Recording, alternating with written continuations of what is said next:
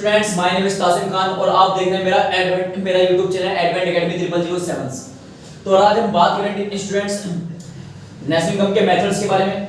तीन मेथड होते हैं आपके। एक टोटल एक्सपेंडिचर मेथड होता है, दूसरा मेथड होता है आपका इनकम मेथड होता है, तीसरा मेथड होता है आपका वैल्यू एडेड मेथड होता है। एक्सपेंडिचर मेथड में इससे पहले वाली वीडियो में समझा चुका हूं। अब बात करेंगे आज हम इनकम मेथड की। इनकम मेथड से हम किस तरीके से नेशनल इनकम क्या कर सकते हैं, कैलकुलेट कर सकते हैं। तो इसमें सबसे पहले इनकम मेथड में आपको निकालना क्या है, एनडीपीएफसी निकालना है। तो एनडीपीएफसी निकालने के लिए आपको फॉर्मूला क्या यूज करना है, compulsory employees plus operating surplus plus mixed income. इनको अगर आप तीनों प्लस कर दोगे तो सबसे पहले आपकी क्या आएगी इधर एनडीपीएफसी। फिर इससे हम कन्वर्ट करके क्या निकाल सकते हैं, नेशनल इनकम निकाल सकते हैं। अगर आपको क्वेश्चन में कंपल्सरी एम्प्लॉइज गिवन नहीं है तो आप कंपल्सरी एम्प्लॉइज के लिए आप ये फॉर्मूला यूज कर सकते हैं, wages and salaries plus contribution to social security scheme by employers plus payment in retirement plus payment in kinds. Payment of retirement और पेमेंट ऑफ काइंड्स बहुत ही रियल केस में दिए होते हैं। मैक्सिमम आपको यही दो एंट्री दी होती है, wages and salaries plus contribution to social security scheme by employers. इसके बाद बात करते हैं, अगर आपको क्वेश्चन में ऑपरेटिंग सरप्लस दिया तो अच्छी बात है, नहीं दिया तो ऑपरेटिंग सरप्लस निकालोगे। ऑपरेटिंग सरप्लस का फॉर्मूला है profit plus rent plus royalty plus interest. अगर प्रॉफिट नहीं दिया तो प्रॉफिट के लिए आप corporation profit tax, profit and tax लिखा होगा प्लस अनडिस्ट्रीब्यूटेड प्रॉफिट लिखा होगा plus dividend. Corporation profit and tax की जगह आपको corporation profit after tax plus before tax भी दे सकता है। आफ्टर प्रॉफिट अगर दोनों profit corporation profit after tax और plus corporation profit before tax अगर दोनों दिया तो आप इन दोनों प्लस कर दो तो क्या बन जाएगा आपका कॉर्पोरेशन प्रॉफिट एंड टैक्स बन जाएगा plus undistributed profit plus dividend. अगर आप इन तीनों को प्लस कर दोगे तो क्या बन जाएगा आपके लिए प्रॉफिट बन जाएगा। ठीक, इसके बाद तीसरा मेथड आपका value added method. Value added method में सबसे पहले हम कैलकुलेट करते हैं क्या, जीडीपीएमपी। जीडीपीएमपी निकालने के लिए फॉर्मूला आपका sales plus change in stock minus intermediate cost. Intermediate cost को आपको इंटरमीडिएट कंजप्शन के नाम से दे सकता है। अगर सेल्स आपके पास गिवन नहीं तो सेल्स के लिए आप एक फॉर्मूला यूज कर सकते हो, प्राइस पर यूनिट इनटू आउटपुट पर यूनिट सोल्ड। एक दूसरा फॉर्मूला है सेल्स का, sales is equal to output of primary sector plus output of secondary sector plus output of tertiary sectors. इनको प्लस करके भी तब भी आपकी क्या आ सकती है, सेल्स आ सकती है। चेंज इन स्टॉक का फॉर्मूला है, ये मैंने वैसे एक्सपेंडिचर मेथड में भी लिखवा दिया, यहां पे भी लिखवा देता हूं आपको मैं। Change in stock is equal to, इसके लिए फॉर्मूला होता है आपका closing stock minus opening stock. Closing stock minus opening stock.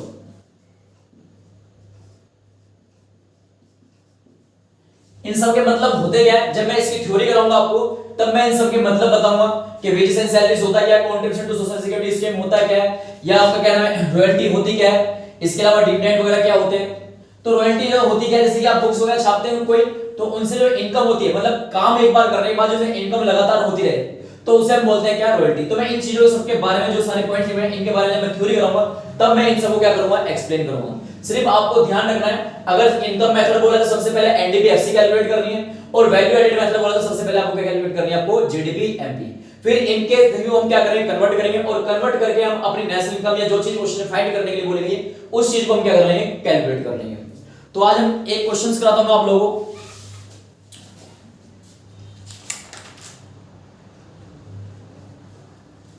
तो स्टूडेंट्स आज मैं क्वेश्चंस कराऊंगा आपको, जो कि संदीप गर्ग बुक का है, एडिशन 2022 है, और पेज नंबर आपका 4.116 है।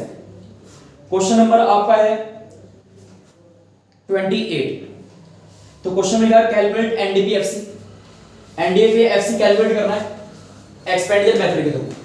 तो क्वेश्चन में कुछ नहीं बोला हुआ है, एक्सपेंडिचर मेथड में सबसे पहले आपको क्या कैलकुलेट करना है, जीडीपीएमपी। क्वेश्चन नंबर 28 है संदीप गर्ग के हिसाब से, और एडिशन है आपका 2022। तो क्वेश्चन में कुछ ही बोला गया, सबसे पहले क्या कैलकुलेट करना है आपको, जीडीपीएमपी, जिसके लिए मैंने फॉर्मूला लिखा था C plus G plus I। इसके अलावा इसमें प्लस x माइनस m करके लिखवाया मैंने फॉर्मूले में, प्लस nx लिखवाया और यह माइनस nm। अगर क्वेश्चन में आपको एक्सपोर्ट और इंपोर्ट दिए हैं तो यहां पे आप प्लस करके x माइनस m रखोगे। अगर क्वेश्चन में आपको नेट एक्सपोर्ट दिया है तो प्लस nx रखोगे, और क्वेश्चन में अगर आपको गिवन है क्या, नेट इंपोर्ट, तो माइनस nm रखोगे। तो देख लेते हैं इस क्वेश्चन में दिया गया है नेट एक्सपोर्ट दिया है, तो नेट एक्सपोर्ट दिया तो मैं यहां पे प्लस करके क्या रखूंगा, nx रखूंगा। तो GDP MP is equal to C plus G plus I plus nx। C का मतलब होता है प्राइवेट फाइनल कंजप्शन एक्सपेंडिचर। तो इस नाम से आपको क्वेश्चन में एंट्री देखनी है बिल्कुल दिया है, कितना दिया है 400। जी का मतलब होता है government final consumption expenditure, question में ये भी दिया हुआ है कितना है 100। और प्लस आई का मतलब होता है ग्रॉस डोमेस्टिक कैपिटल फॉर्मेशंस। आई का मतलब होता है क्या, ग्रॉस डोमेस्टिक कैपिटल फॉर्मेशंस। ये भी इसके अंदर शायद दिया हुआ है, जी बिल्कुल दिया, ये भी कितना है 100। और एनएक्स का मतलब होता है नेट एक्सपोर्ट, नेट एक्सपोर्ट भी दिया हुआ है -20 दिया हुआ है। इन सबको एनालाइज कर लो, अभी क्या आ जाएगी जीडीपी एमपी आ जाएगी।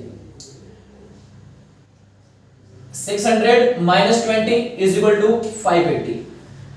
तो क्वेश्चन में कुछ भी बोला गया निकालने के लिए सबसे पहले कैलकुलेट क्या करनी है आपको, जीडीपी एमपी कैलकुलेट करनी है। जीडीपी एमपी आ गई हमारी। अब इसके बाद जो क्वेश्चन में बोला गया उसको कैलकुलेट करना है। क्वेश्चन में बोला कैलकुलेट करने के लिए एनडीपी एफसी, क्या निकालना आपको एनडीपी एफसी। हमारे पास है कि हमने क्या निकाला जीडीपी एमपी, तो इक्वल टू करके आपको क्या रखना है जीडीपी एमपी रखना है। अब आपको इसमें कन्वर्ट करना है। कन्वर्ट करने के लिए आपको पता होना चाहिए क्या लिखना है। एक होता है जी, बताया था मैंने, जी का मतलब होता है क्या ग्रोस। एक होता है एन, एन मतलब बताया था मैंने नेट। इनके बीच में जो काम करता है वो करता है क्या डेप्रिसिएशन, माइनस और ये प्लस। एक होता है एन, एन मींस नेशनल। एक होता है डी, डी मींस डोमेस्टिक। इनके बीच में जो काम करता है वो करता है NFIA, माइनस और प्लस। एक होता है MP मतलब मार्केट प्राइस। एक होता है FC फैक्टर कॉस्ट।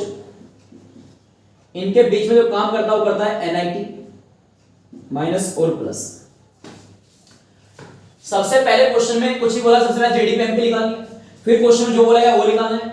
तो क्वेश्चन में निकालने के लिए बोला है NDPFC. NDPFC is equal to क्या रखना, जो आपने निकाला क्या निकाला जीडीपी एमपी। इसका पहला वर्ड क्या है जी और इसका पहला वर्ड क्या है एन। आपको क्या करना है जी से एन पे जाना है।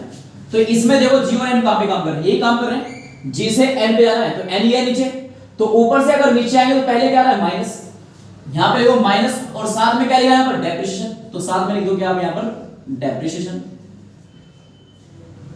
ठीक, फिर D और D इसके अंदर सेम है, अगर सेम आया तो इसे कट कर देना।